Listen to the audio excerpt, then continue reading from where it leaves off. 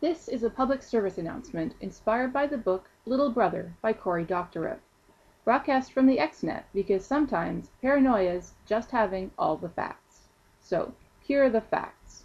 You know their eyes are on you 24/7, 365. The streetlights and hallways are watching you and whispering.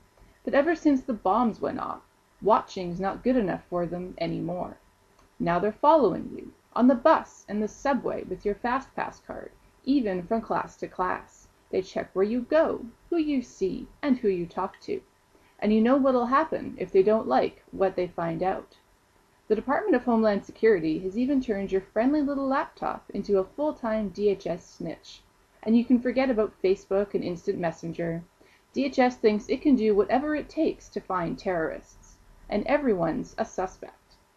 DHS has robbed us of our civil liberties, our personal freedom, and our dignity.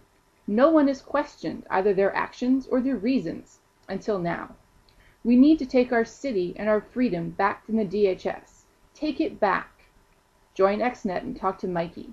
All anonymous, all the time. Get the tools and the info to take back our city. To find out more about Little Brother by Cory Doctorow, go to www.craphound.com/littlebrother and download the Creative Commons licensed book for free.